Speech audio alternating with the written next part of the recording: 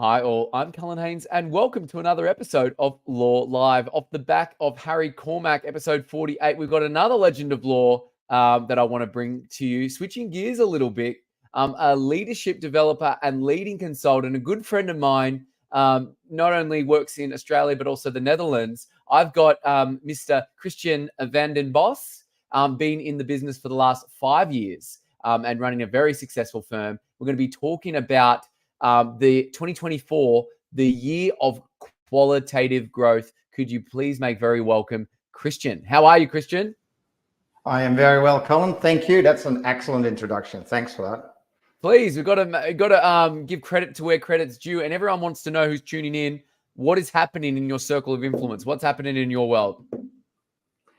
Well, at the moment, this is December, so I'm prepping for 2024. I've got a little my deliverables with all my clients ended mid-November, and the reason why I do that with my clients is so they have the last month of the year to just purely focus on their technical deliverables, get everything out the door, so that they can actually enjoy a Christmas break, ensuring that everything's done. And then I pick them back up in February. So these months I focus on my internal stuff. What do I do for 2024? How can I be the best partner to my clients in 2024? And that's a really exciting time. And so I like the December, January months. For that reason, I also kind of miss it because I do really enjoy the personal contact that I have met with my clients, which is really turned down, obviously, over these 2 months. Of course, and I would encourage people, because it's now 1:25 Australian Eastern Standard Time. Got any questions for Christian? We're beaming live, LinkedIn, YouTube, Facebook. Put them in the comments, and we'll endeavour to answer them on the show. In terms of obviously your leading practice, CvdB Consulting, what is it in essence that you do in a nutshell, so people can get a feel for like your niche and how you add value?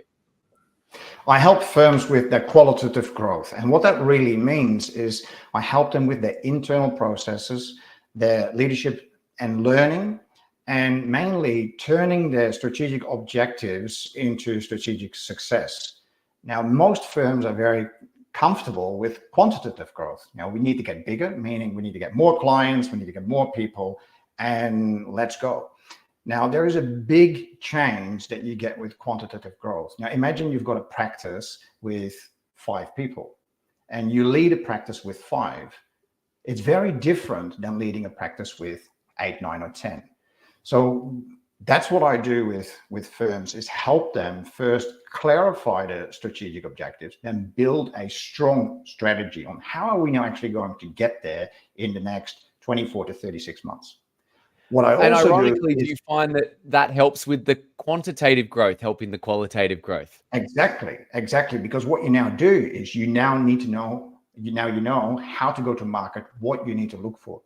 Now, one of the things that I do with firms is redefine productivity, because productivity is often linked to financial performance, and either that is just based on utilization or whatever metric they use, but it is generally always linked to billable time. And what I do is redefine the productivity based on your strategic objectives. So what do you want to do? Do you want to become an influencer as a firm? Do you want to take a bigger piece of the pie in your local market? What do you now need to do? And how do we attach performance measures to that? And then mainly for your partnership principals and your directors, on what does their performance need to look like? And how do we reward non-billable time? Because that kind of performance is going to help you make more money in the future. So that's a really big change of mindset that a lot of partners, directors, and principals need to have, is that just because you're not billing something right now doesn't mean that you can't triple that hour into the future through the people that you lead. It's a good point that you make, because we deal with a lot of leading partners from the top firms. We're staff benefit partners with 25% of the top 50 firms, and we see this all the time. And it's a good question. I want to bring it up again if anyone didn't catch what Christian was saying.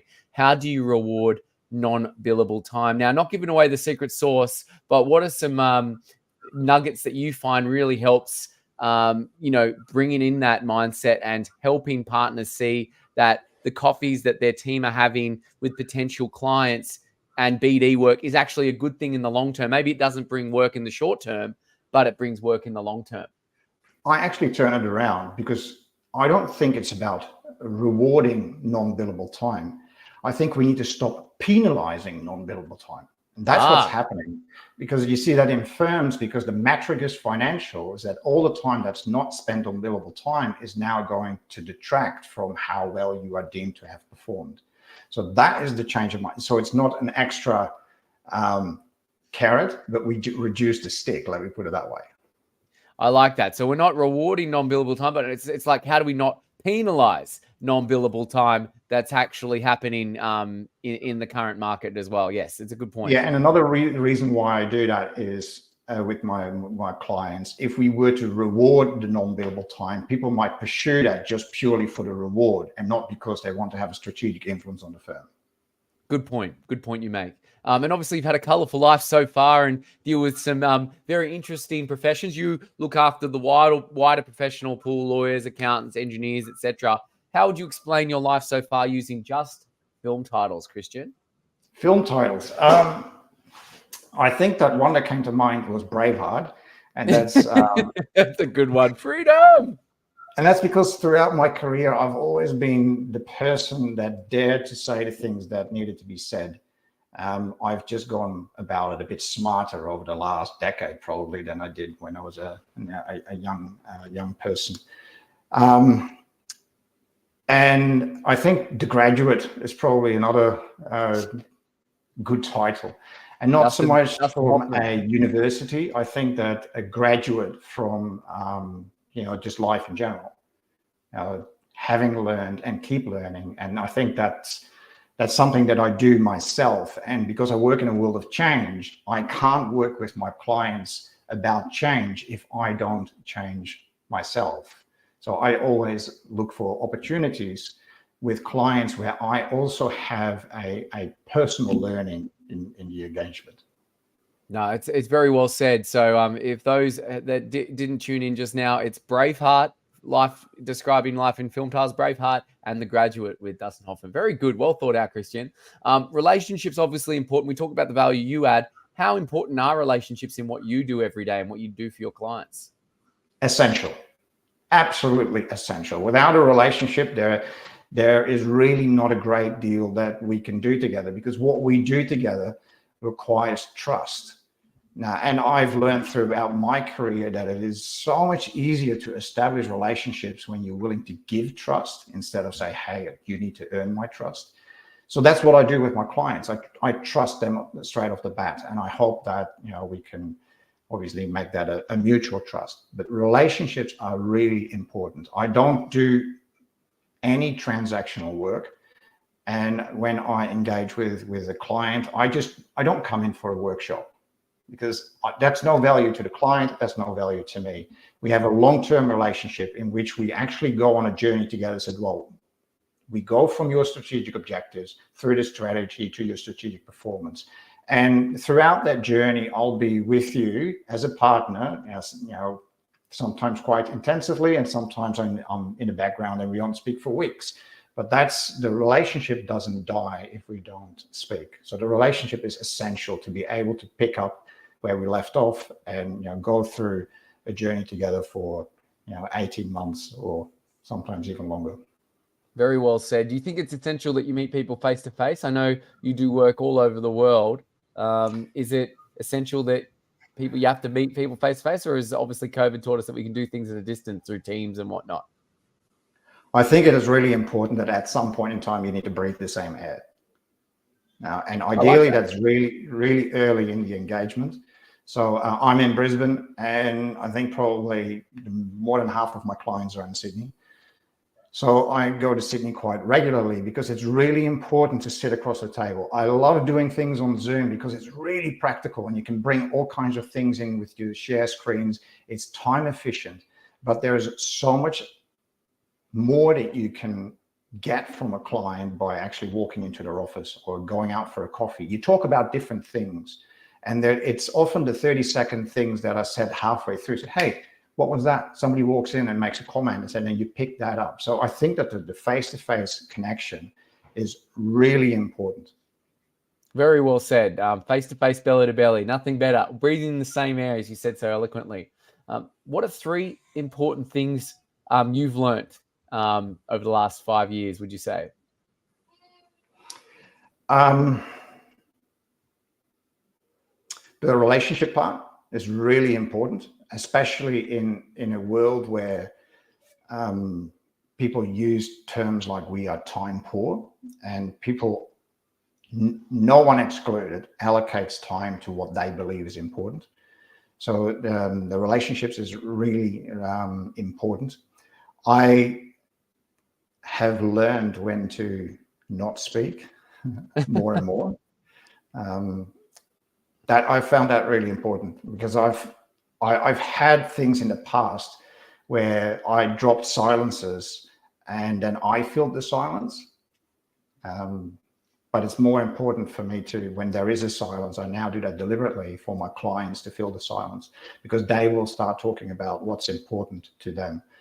And the third thing is that I honestly believe, from what I've seen in the last 5 years, that people are generally good, and they often have the right intentions, but they don't have the right structure or the right pathway to actually get there. I don't think people are, the people that I've met, even I've come into firms and said, oh, this partner is terrible to work with. They're still good people. They just often have too many conflicting priorities, and that really impedes their decision making. And if I can put in a fourth one, redefining results. And I'm very results driven, and anyone that knows anything about disc profiles, I'm very D. And people often find it very strange that I'm very relationship focused. And I said, well, I have learned to redefine my results, that my results are not just financial performance or project outcomes or whatever. The results now include my relationship with my clients. And that is a result of what we do. And I think that is one of the biggest lessons that I've probably learned in the last 5 years. Very cogent insights you got there, Christian. So I'll be sure that's a good soundbite. I'll be re-releasing later. Christian's 4 tips for life. Give Jordan Peterson a run for his money. Any passion projects you're working on now that you're able to share with us and spill the tea on? I'm currently working with a client, and it is a passion project for me, because I believe they have the right structure. Their law firm, they've got a good sense of partners. They have a COO. They've got good support. The structure is all really good. And when I look at that, when I look at the firm, I think, oh, this is kind of like almost the ideal firm. But now, how do we implement it? So that's like, hey, you're 30% there. You've put your structure in place. Now you need to make sure that everything interacts well. So I'm quite passionate about that, because we're already a couple of steps ahead with many firms that don't really have a strong firm structure. That's a good point you make. And I hope this firm that you're working with grows leaps and bounds with that structure that you've got in place. So that's fantastic. They came up with the structure, right? I didn't come up with the structure. I reached out to them because I liked what they looked like. And I said, hey, oh, good on you. How is this working for you? And yeah, that's why I'm passionate about. It's not my idea. It's their idea. It's their structure. They just need help in using it properly. That's what's amazing in what you do. You can get ideas from clients who are leading the charge and doing things differently, and see another way people think and work, which I love in that respect. In what I do, seeing under the hood of different law firms and different brokers, like everyone does things differently. And the high performers, they're not carbon copies of each other. They're all doing things differently that lead to great outcomes. No, and that's true, because you can't, something that works with firm A doesn't work with firm B because of the personalities within the firm and good point, the strategic aspirations that they have. And that makes every engagement unique and enjoyable.